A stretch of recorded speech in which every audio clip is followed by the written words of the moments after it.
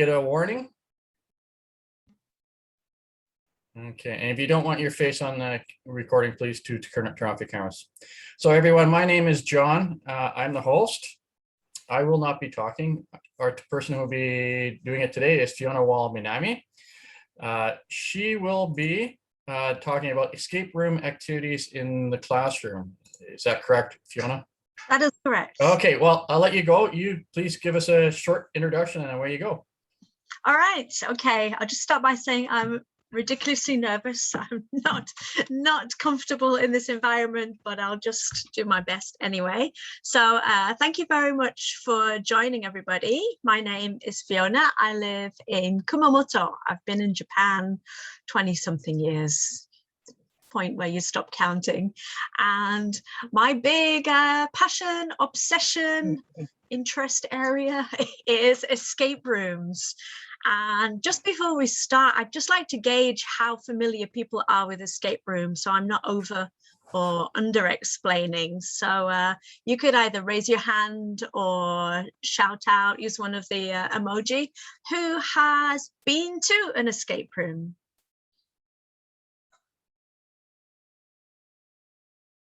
Okay. Oh, great. That's one. Who is vaguely familiar with what an escape room is?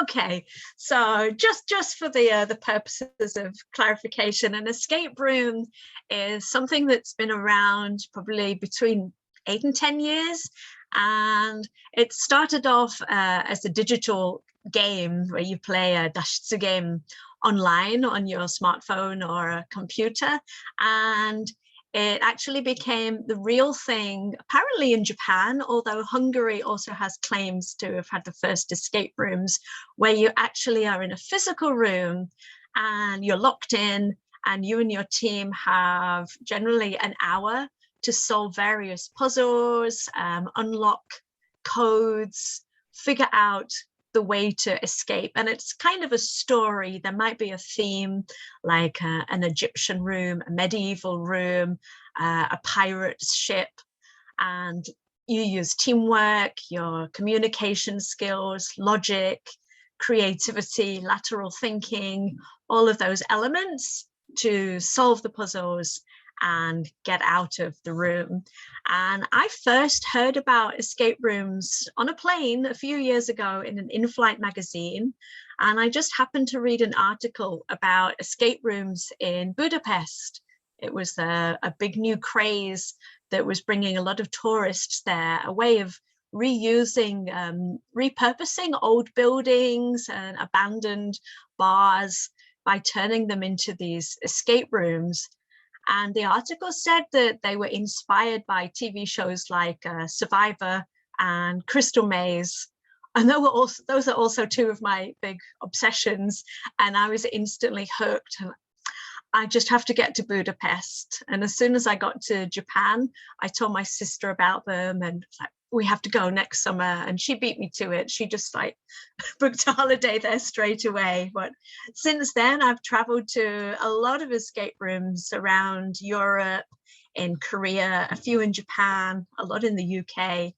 And at some point, something just hit me like, wow, this feeling I have in the escape room of being so immersed in a game and just like, I forget completely about the outside world. And it just hit me like, what if my classes could be like that? What if my English classes were such a cool feeling that my students got immersed and they forgot about the world outside and they were just so into the activities that they would have a good feeling of well-being that comes from that. And yeah, and it planted a seed, which I didn't do anything about for quite some time, but I just had this idea of a name. And the name that came to me was Escape the Classroom. And I didn't know what I was going to do with that, but it just stayed in my head, Escape the Classroom. Oh my God, that is so good. What a name. And about 2 or 3 years later, I just like for some reason got moved to action, and I started writing a textbook, and I also became an escape room creator in my classroom. And so so when I say it, it just sounds so bizarre, but I decided to turn my classroom into an escape room. And of course, I had to I didn't want to risk the money of starting a whole business and renting a space, because there are no escape rooms in my city. And talking to people, nobody knew what they were. A lot of people laughed at me and just thought it was madness, but I just had this obsession that I was going to do it anyway. And so I created, over the course of 18 months, 3 separate escape games. And I also did complete writing the book, Escape the Classroom, which is now a finalist for the Elton Awards. So I'll talk about that later on. I just wanted to show you a few photos from my actual escape room in the classroom, which you're very welcome to comment on as we're looking through. And I have to confess. Please, if you have questions or comments, please type them into the chat, and I will bring them up later for Fiona to comment on. Yeah, that would be great. I mean, also just jump in and talk. I'm really happy to just have a conversation rather than me talking too much. So yeah, for all the meticulous planning that goes into creating an escape room or writing a book, I'm kind of a wing it person, and I'm not the best at making PowerPoints. So this is rather amateur. However, we're just going to scroll through a few pictures, and you might see, hope that comes up on the screen, some of the things that I did in my classroom. So we'll just go down and you can take a look at some of them. So this is I have a very small eikaiwa school in Kumamoto. I teach kids from around 3 years old. I teach elementary school students. I have a few junior high and high school, and I also teach adult classes. So pretty much I go from age 3 to 70 plus. And a lot of my students have got involved in these games as well, although they have been open to anybody to join, like friends, people. A lot of AOTs came to play as well. So if you just start from the top, we have a briefcase hanging from the curtain hook with a lock on it. We have lots of weird things made from stuff bought at the 100 yen shop. If you just walk around a Daiso or Seria, if you're in the frame of mind, you can just see weird things. Like, I could use that. So, oops, something has gone with the, oh, okay. Oh, I didn't mean to do that. But yeah, those are those weird plastic ice cubes that you can freeze and put in drinks. And I had numbers written on them. And then students would not, the players would not be able to touch the actual things. They would have to poke at them with some chopsticks that they found in the room to maneuver them from outside of the cage to find the numbers, which would then tell them the code to open one of the locks. You can also see, I used a lot of locks, and they would need to solve various puzzles to open them. So my first game was called The Curse of Tom Taniguchi. It's a long story there, I won't go into that, but it was basically about unlocking a curse and finding the treasures that would release the curse. And this is a picture of some of my adult students who were successful. And the whole point of this was to try and use things that I already had or that I could purchase very cheaply, because I didn't want to waste a whole lot of money. I didn't know if anybody would be interested, but also it's more fun that way, because if you have a very limited budget, you do tend to be more creative. So I destroyed paperback books, hiding keys in them. I cut up playing cards. If you look at the one here, you had to count the number of hearts, clubs, diamonds, and spades.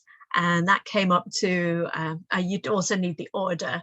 So it actually came up to 1984, which would send them to a copy of the George Orwell book in my bookcase. And then they would have another hint to a page, which would tell them the next thing they needed to do. to the main one. One downside of having an escape room in your classroom is at the end you have a lot of cleaning up to do. Don't recommend.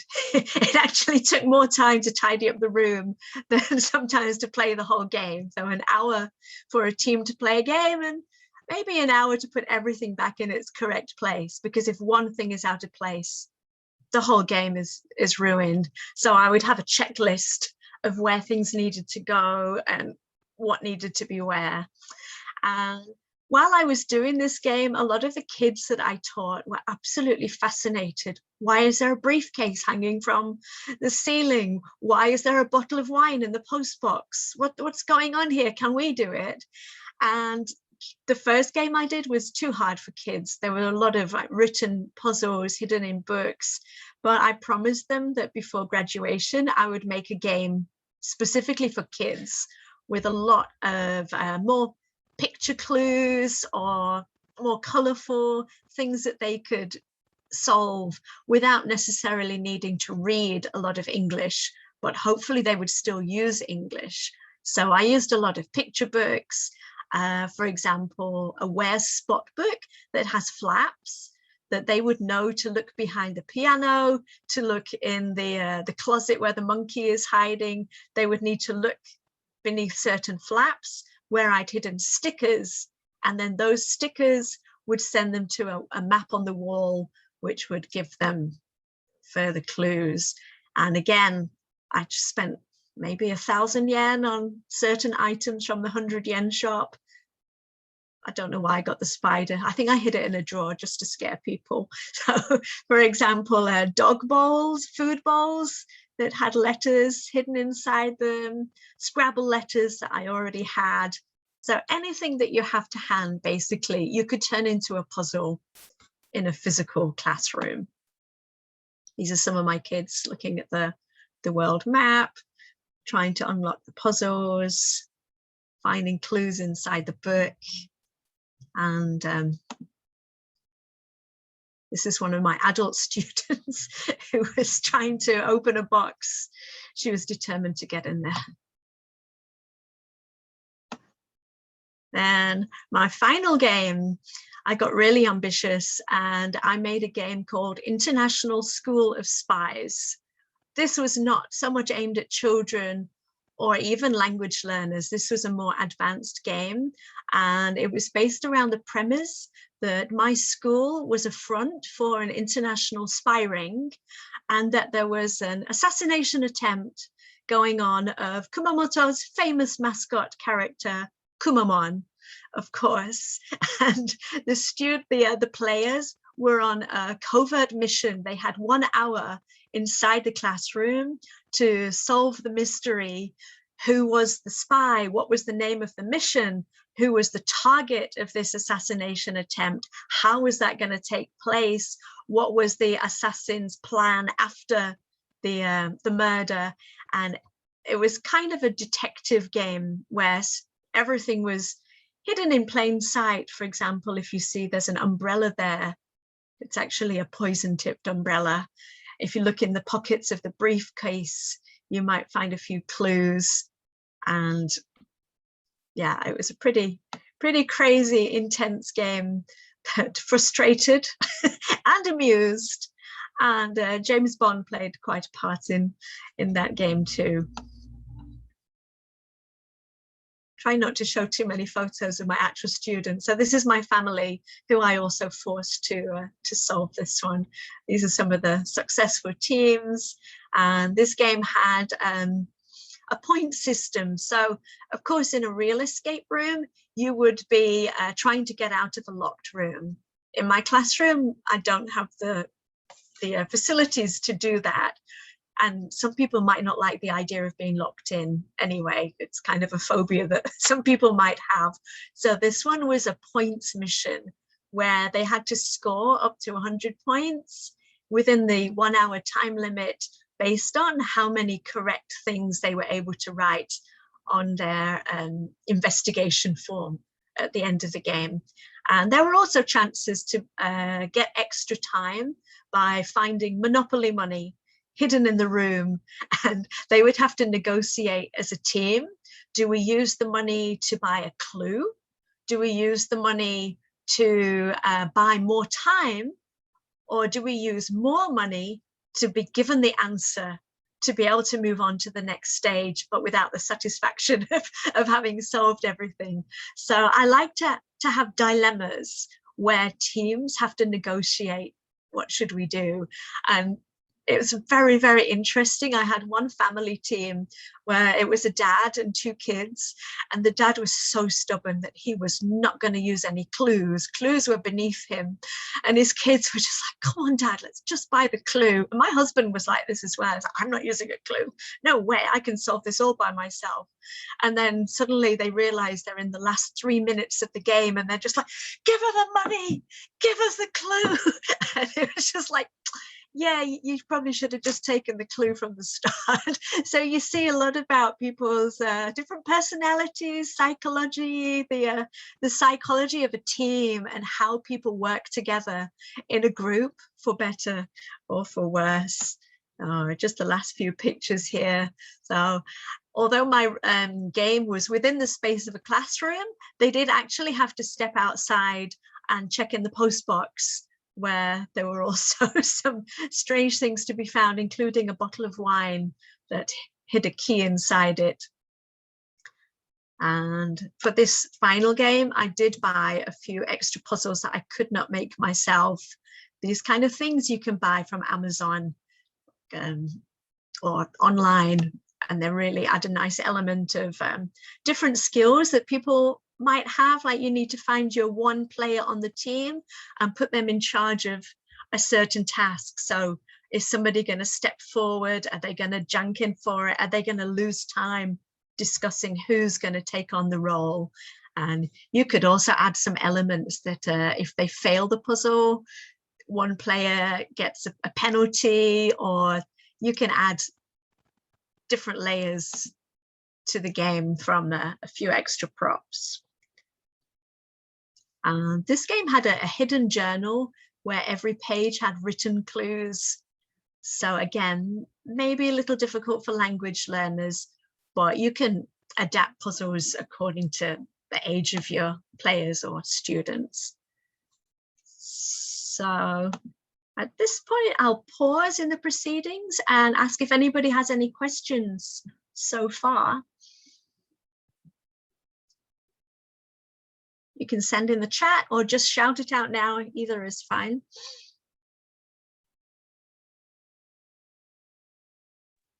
I had one. Yes, go ahead, Ellie. I was thinking to use with both elementary and adults. The adults, though, I teach at a community center, and I'm wondering, like, is it practical to kind of bring everything and just make them leave the room and kind of set it all up and then kind of invite them back in? Yeah. Or is that just too much work? Yeah, I would say if you're going to do it in a community center or a room that you're not able to spend a great deal of time in before the activity, one thing that you can do is to make a game inside a box. Inside a box, everything? Inside a box. Okay. Yeah, you could have layer upon layer of puzzles inside a very compact box.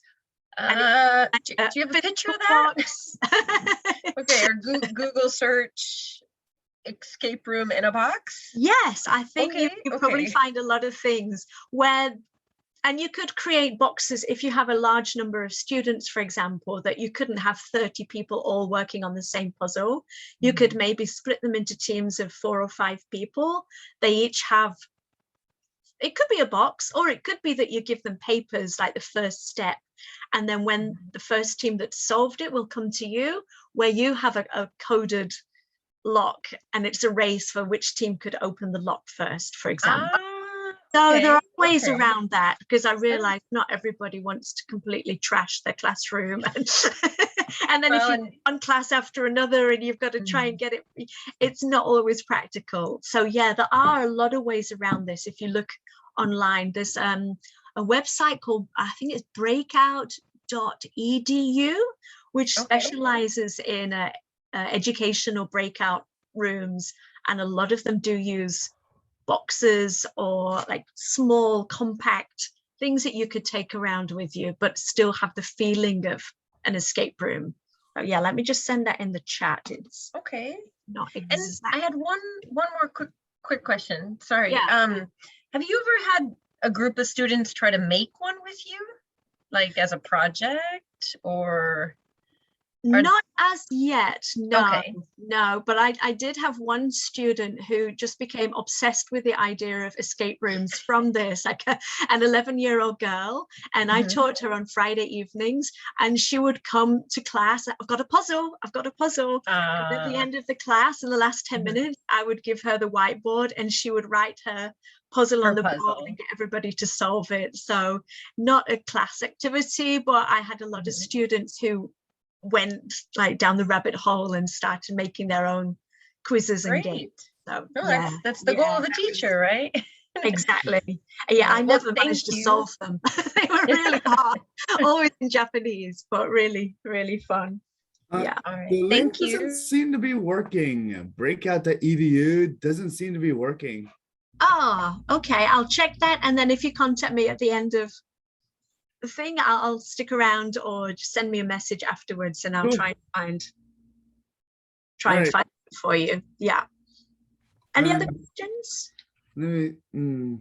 Ah, Yeah, Namiko. like a public school, would you recommend something like this for like a public school setting? Because I teach in a public school as an ALT. Again, like if you've not got a room that's Yeah. useful to turn into an escape room, a kind of a twist on it would be to make a kind of a scavenger hunt where you have Okay. things around the school or around the area that you're able to use that they would have to, for example, you could have something on a bulletin board that's a kind of a clue, and they have to solve that, and that would tell them where to look next or where to go next. And you could also like use the internet. There are not only physical escape rooms, you can also make or find or use online escape rooms too. All right. Yeah, I'd recommend incorporating it into a scavenger hunt or a treasure hunt. Cool. Yeah, Thank Namiko, you have a question? Yes, Fiona, actually, I think you answered that because, yeah, we have like two groups of learners in two different countries. And I thought it would be wonderful if they could collaborate like online and do some kind of like virtual scavenger hunt. Oh, that sounds Yeah, really, and because it would be like two different languages as well. And then English would be the medium. So excellent. And if you can pair up yeah, students from the different backgrounds to work yes. together on a team, that sounds fantastic. Yeah. Fiona, I think I might need your advice as well. Oh. I'm not an expert when it comes to escape rooms. Yeah, it's good to familiarize yourself before you plunge into the world. So maybe check out a few online games and see what you enjoy and what would be a good level for your learners. Okay, thank you. Yeah. So I think what we've been touching on here is limitations. So this is something that's always hit me. So when I built my escape room in the classroom, the limitations were physical and geographical. Of course, I could only reach a certain number of people who were in that geographical area.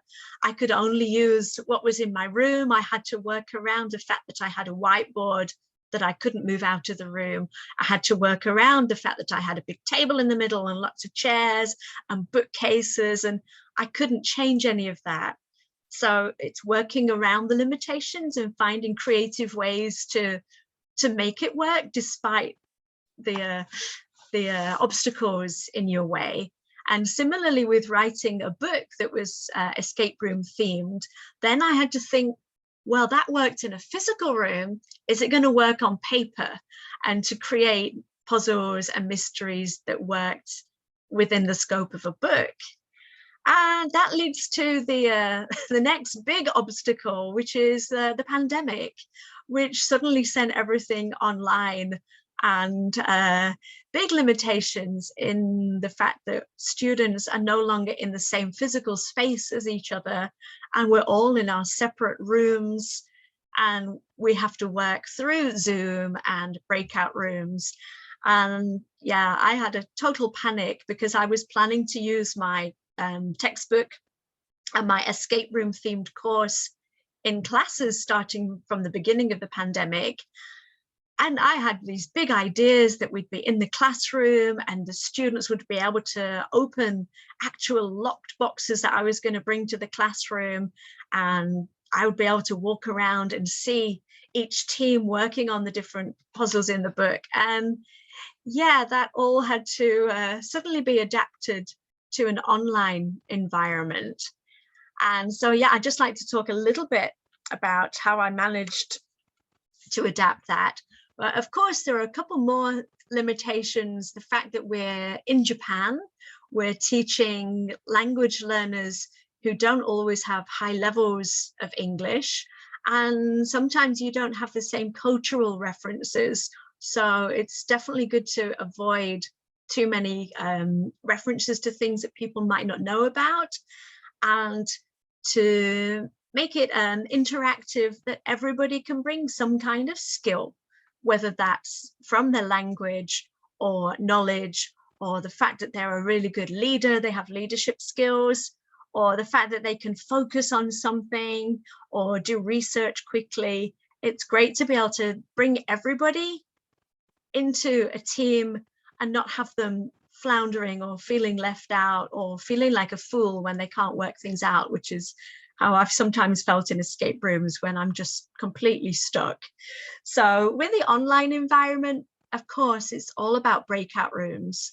And I actually found that that worked really well, because students, maybe without me watching over them so much, they would be pretty much free in the breakout room with a set time limit. Okay, you've got 15 minutes on this activity. You've got 10 minutes to solve this. You've got 20 minutes to have a group discussion on this. And that would work pretty well. But I found, for me, the way that I make my classes more exciting, and I'm not recommending this for everybody, it depends on your own teaching style, but my students and I tend to really love competition. And I made everything a competition. Every class, the theme of the book is missions. So they have 6 parts that they have to go through, some kind of vocabulary exercises, a problem to solve, a communication activity, some kind of quiz. And if you add an element of competition, so for example, the first team that solves the puzzle will get 5 points. However, you can add to that by making it a race back to the main screen. And the other teams, they don't know how other teams are doing, because they're all in separate breakout rooms. So if you've got, for example, 30 students divided into 6 breakout rooms, and they know that only the first team will get the full points, they have to negotiate, well, should we just guess the answer? Should we try and use some points by a hint? There are lots of ways that you can make it more exciting. And there's no prizes, but I found that students were just so much more motivated by the element of a competition, of a time limit, of a race to do something before other people could do it. So if you plan to use escape room activities in an online environment, especially right now while students are kind of lacking in motivation, or they have a lot of passive classes where they're not able to be active, they're just watching videos or just doing the work. So to have an exciting English class where they have to communicate in English preferably, and use their skills, not only language, to solve these puzzles, it's been very successful so far. So again, I've talked far too long, so I'm going to pause again and ask for any questions or comments or feedback.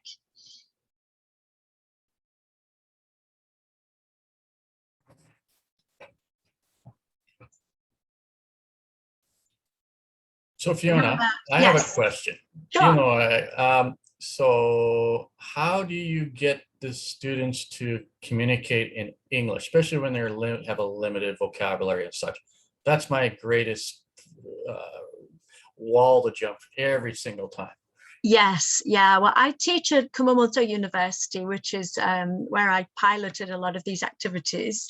And, you know, I do have quite motivated students. And when I'm in the classroom with them, obviously I can walk around and monitor and just be like, do that in English, please.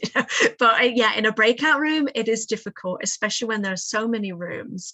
And one workaround I found with this is that I will hop briefly into rooms. And at the end of an activity, I'll hand out bonus points to the rooms where I heard the most English communication going on. And I also appoint a leader for each group.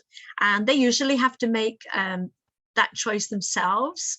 They could just do it by, you know, rock, scissors, paper. But sometimes I'll say the person whose birthday is next, or the person who would make the best spy, for example, if it's a spy themed mission. So they'd find a leader. And one of the leaders' jobs is to motivate the group and try and have the conversation in English. And I did think about doing like minus points if groups are speaking Japanese, but that tends to, I mean, you could go there if you really need to, but I thought it was better to put a more positive spin, and I would hand out surprise bonus points if I just happened to hop in on a breakout room where they're speaking really well and not just like discussing how to do it in Japanese, but talking through their method of thinking in English. Like, yeah, bonus points to room 3 there. Well done, they spoke a lot of English, and that incentivizes the other teams to also use more English to communicate.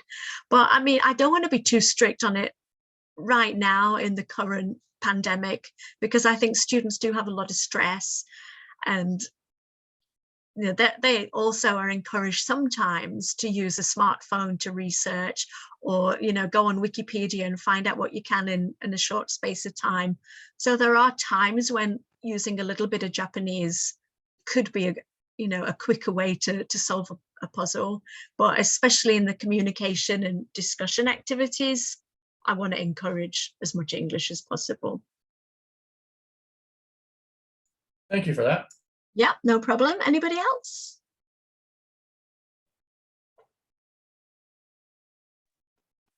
I had one more question. Sorry.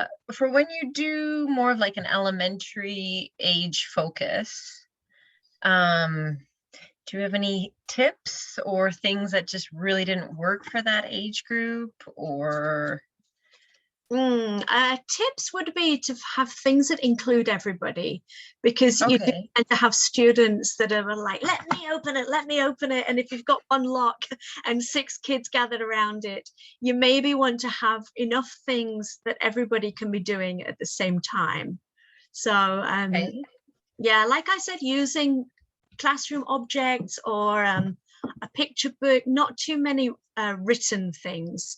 So I really liked using the world map on the wall, where they would have to find little things hidden, like tiny stickers in certain places, and then maybe match that with compass points that they found somewhere else. And wow, like the GPS coordinate somewhere on that map? I didn't go that far, no. Oh, okay. like the longitude and latitude. Okay. Yeah. Okay. So I think I had one thing hidden in, like a sticker hidden in France, another sticker that was hidden in Russia, and they had to work out, okay, this is north, this is east, this is south, this is west, but according to this one we're going north, south, west, east. So they would arrange the digits according to like the numbers. Got it. So like if France was 52 and you had to go counterclockwise, or okay. Yeah, or it could just be, you can simplify or make things more complicated depending on the age of students that you're working with. I tended to do that with 10 to 12-year-olds. So my youngest students, I thought maybe it's a little bit too hard for them, but I did with 10 to 12-year-olds, and they they were really, really smart Yeah. because their minds are more flexible. Like a lot of adults, I had one really interesting puzzle where I'd have a whiteboard, like, you know, one of those small ones that you can buy in the 100 yen shop. And the actual bit that you need is written in permanent ink. And the rest of it is written in an erasable marker. And all you need to do is erase the whiteboard, and what's left is The answer. But adult students were petrified of erasing it. Because, right? What if we lose it all? And I'm like, take a photo, you know, or somebody could write it down. But they were so risk averse. Whereas kids would just be like, well, let's just erase it, you know, and go for it. And it's very interesting to see that adults tend to be quite cautious. And then I played a trick on them where I actually did in the second game with them, everything was erasable, and they realized, oh, we just erased everything. That was kind of nasty. But yeah, you can use things like permanent ink and whiteboard marker, and just a hint somewhere like erase some to see all, or I can't remember how I phrased it, but yeah. And kids get a bit of a thrill out of just erasing everything, like, oh my god, this is still here, like, whoa, what do these letters mean? It's visually quite satisfying, I think. Great. Okay, thank you. Yeah, no problem.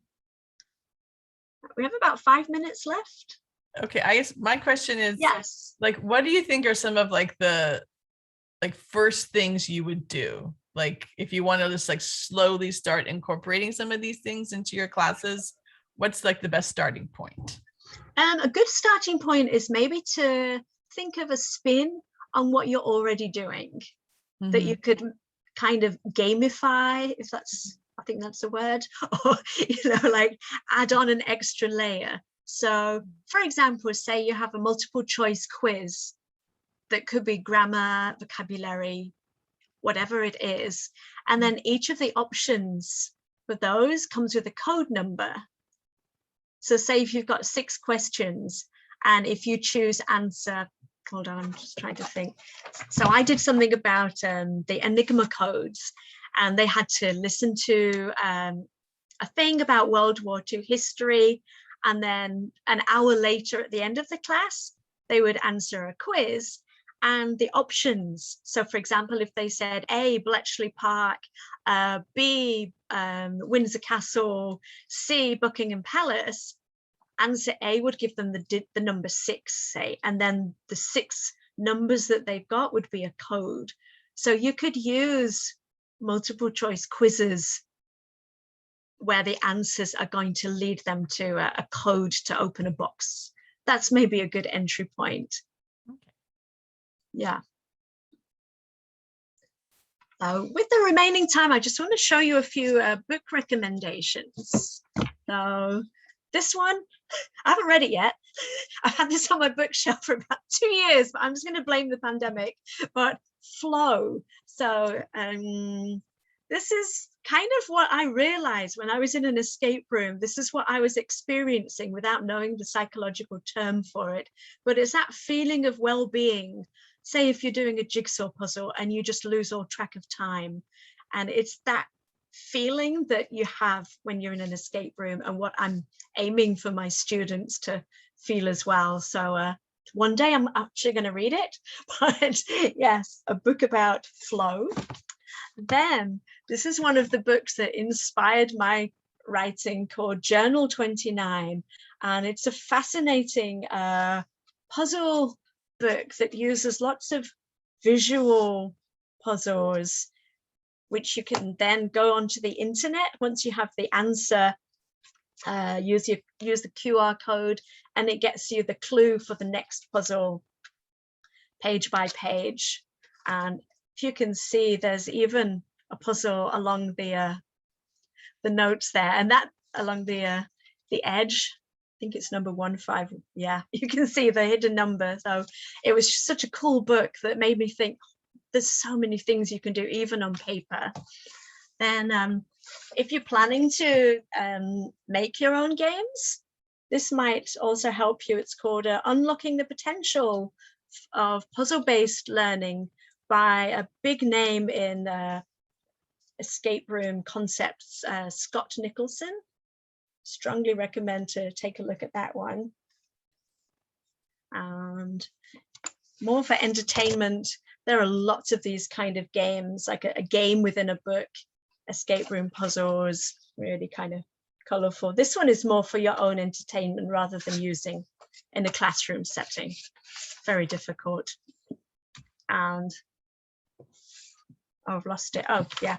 And this is my Elton's nominated textbook, Escape the Classroom, which is what I've been using in my classes and sending students on missions where we have a 90-minute escape room activity weekly. And I think that is just about the end of my time here. That went rather quickly. I'd just like to thank everybody for joining me this morning. And if you have any questions, or like Kat said, you want some tips on how to get started in this whole new world of teaching ideas, please find me on social media or come and chat to me later on. And I hope you'll start some nice escape room based adventures of your own in the classroom. We still have 3 minutes. Okay. If Fiona, would you type up the book names? I tried my best, but I'm not fast Sure. enough. Yeah, My yeah, two yeah. fingers are not fast enough. So maybe Oh, you did a pretty good job there. I think I missed a few. Oops. So if they can find it and stuff like that. But yeah, thank you so much. Thank you. Oh, this is a long one. Unlocking. It was the long one I couldn't get. Yeah. Doesn't roll off the tongue, does it? There you go. There we go. I think that is everything. And flow.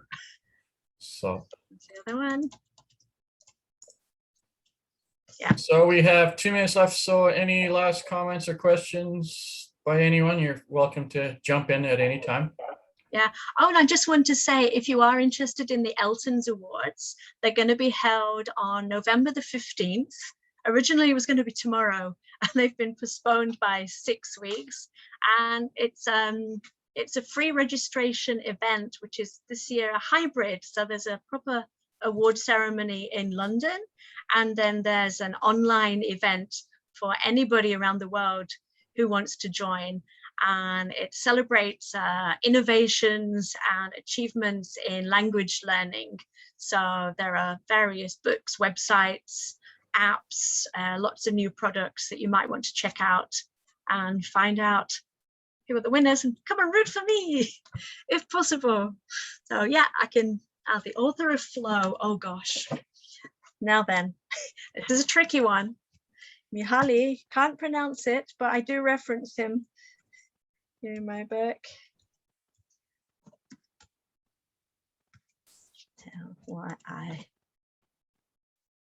Oh my goodness, what a name. Yeah, don't ask me to say That's that. a mouthful. Yeah, Hungarian name.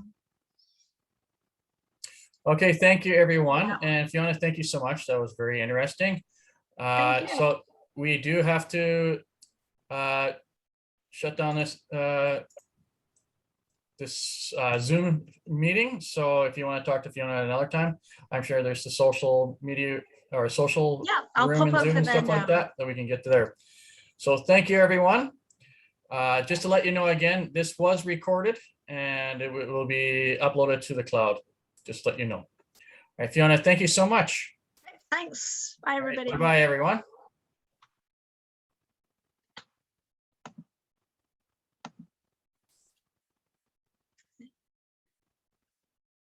Thank you, John. Yeah, no worries. Thanks a lot.